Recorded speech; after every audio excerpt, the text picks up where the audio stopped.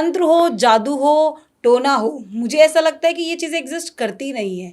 लेकिन इन सब चीज़ों को जानने के लिए, क्योंकि आज भी लोगों का बिलीव है इन चीज़ों में, इन सब को जानने के लिए तो मैंने सोचा एक ऐसे गेस्ट को लेके जाएं जिनको इनकी बहुत अच्छी नॉलेज हो। तो आज हम वेलकम करते हैं एस्ट्रोलॉजर वसुधा कपूर को, जो कि बहुत ही फेमस एस्ट्रोलॉजर भी हैं, और आपके जितने भी भ्रम हैं तंत्र को लेकर, जादू टोना को लेकर, हम इस एपिसोड में आपके थ्रू पब्लिक को, ऑडियंस को बताना चाहेंगे कि क्या सच होता है, क्या झूठ होता है। Welcome to our show. Thank you so much, आप हमारे शो में आए। थैंक यू, आपका भी है शिल्पा जी, आपने हमें बुलाया। आज जैसा आपने कहा कि तंत्र, जादू, टोना, आप किसी चीज़ को नहीं मानते, तो असलियत में तो जब व्यक्ति के ऊपर बीतती है या जो इससे पीड़ित होता है उसको पता होता है कि ये सारी चीज़ें भी हैं, क्योंकि ब्रह्मांड में हर चीज़ एग्जिस्ट करती है।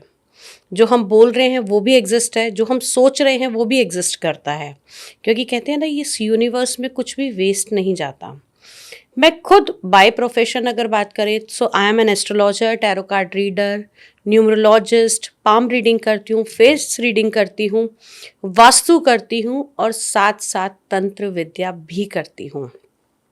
अगर पास्ट की बात करें, so earlier I was working as a regional manager in pharmaceutical sector which is a medical line. So you can easily understand कि अगर कोई साइंस बैकग्राउंड से है, मेडिकल प्रोफेशन से है, तो ये दोनों अगर हम कहें नॉर्थ और साउथ वाला हिसाब किताब हो गया। में बिलीव करता है वो इन चीज़ों पे नहीं करता। तो ये शिफ्ट आपका कैसे आया? देखिए, अध्यात्म के जरिए अगर आप अध्यात्म में जाएंगे तो इन सभी चीज़ों का हमारे शास्त्रों में, हमारे ग्रंथों में इन सभी चीज़ों का गुणगान लिखा गया है। और ये वो विद्या है जो किसी व्यक्ति ने नहीं बनाई, स्वयं भगवान शिव, जिन्हें तंत्र के ज्ञाता, तंत्र के देने वाले माना जाता है। दुनिया में सबसे बड़े अघोरी, सबसे बड़े कपालिक ब्रह्मांड में भगवान शिव हैं। तो जो विद्या उन्होंने दी वो कभी खराब नहीं हो सकती। भगवान शिव ने स्वयं माँ काली को ये विद्या सिखाई थी। तंत्र का ज्ञान स्वयं भगवान शिव ने किया था। अब माँ काली के द्वारा आगे उनकी योगिनीय शक्तियाँ हैं, भगवान भैरव हैं, तो अलग अलग देवताओं का आवाहन करके अलग अलग तंत्र किया जाता है।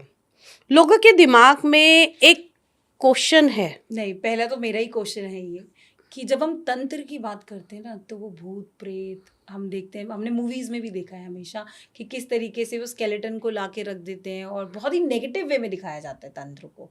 तो क्या ये नेगेटिव चीज़ है? देखिए, ये कुछ नेगेटिव ऐसा नहीं है। व्यक्ति की मंशा और करने का तरीका गलत हो सकता है, लेकिन हर चीज़ के पॉजिटिव रिजल्ट होते हैं। जैसा मैंने कहा कि सबसे बड़े कपालिक भगवान शिव हैं, अघोरी हैं, और तंत्र विद्या वहाँ की गई जहाँ सब कुछ शून्य हो गया।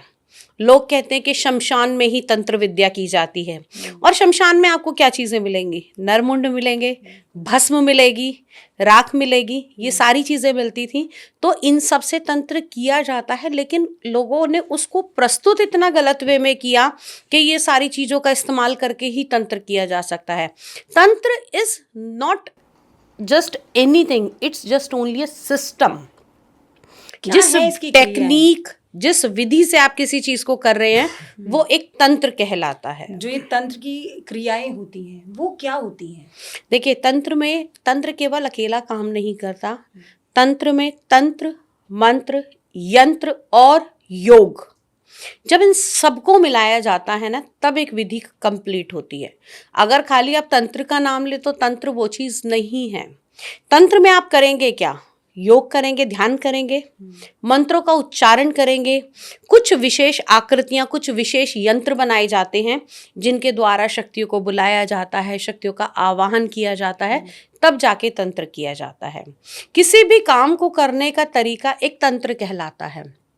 भगवान के आगे जोत जलाना, किसी को नारियल की बलि देना, किसी को नींबू चढ़ाना, किसी को तुलसी माला चढ़ाना, ये भी तो एक टेक्निक है ना अपने प्रभु को खुश करने की। तो ऐसे ही तंत्र एक टेक्निक है। तंत्र के द्वारा की गई क्रियाएं बहुत जल्दी से सक्सेस होती हैं। जैसे कहा जाता है ना कि जब कोई दवाई काम नहीं करती, we come on steroids. Steroid के हार्म भी होते हैं अगर आप ज़्यादा कर ले, या गलत स्टीरॉइड्स दे दिया जाता है तो नुकसान भी होता है। तो जब ऐसे ही तंत्र में अगर किसी के गलत के लिए किया जाए, असर तो करेगा लेकिन नुकसान भी करेगा। तो कब किसको कैसे कहाँ क्यों और किस परिस्थिति में तंत्र करना है, ये बहुत ज़्यादा मैटर करता है। मैंने देखा है कि मोस्टली मतलब तंत्र ना वशीकरण के लिए किया जाता है, मतलब अपने मतलब कई बारी मैंने सुना भी है और देखा भी है कई केसेस में कि कहा जा जनरली बोला जाता है यार शास्त्र ने इसको वशीकरण किया हुआ है, ये मेरे मतलब एक समझ रहे हैं आप उस बात को, कि हमेशा ये बोला जाता है कि यार अपने बेटे को बांध के रखा हुआ है, एक लड़की हमेशा यही ब्लेम लगाती है। आपने एक ऐसी रक्त छेड़ी है जिसके सबसे ज़्यादा फ़ोन कॉल मेरे पास आते हैं।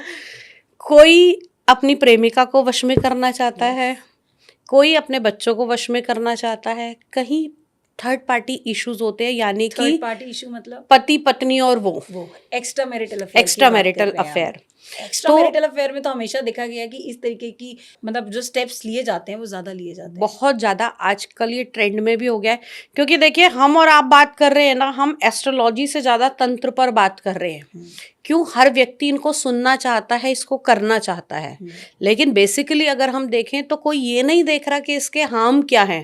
हर कोई ये चाहता है कि ये तंत्र हो जाए, वशीकरण। जैसा आपने वशीकरण कहा कि तंत्र के अंदर वैसे लोग कहते हैं कि 6 क्रिया होती हैं जिसे हम षट कर्म बोलते हैं: मारण, मोहन, वशीकरण, उच्चाटन, सम्मोहन और स्तंभन। इनके बारे में आपको एक एक करके हमें हमारे दर्शकों को ज़रूर बताइएगा। लेकिन इन सबसे ऊपर जो क्रिया थी वो सबने छोड़ दी, मोक्ष। मोक्ष तंत्र के द्वारा मोक्ष भी पाया जा सकता है अगर आप सही तरीके से केवल और केवल अपने कर्मास को अच्छा करने के लिए तंत्र करेंगे। तो जो जो भौतिक जिंदगी से जुड़ा हुआ था, हम केवल उन षटकर्म को ही लेकर आए, मोक्ष की तरफ किसी का ध्यान नहीं है। अगर देखा जाए तो शिव शून्य अंत का नाम दिखाया गया है, आदि अनादि, जिससे शुरुआत भी है और जिससे समाप्ति भी है।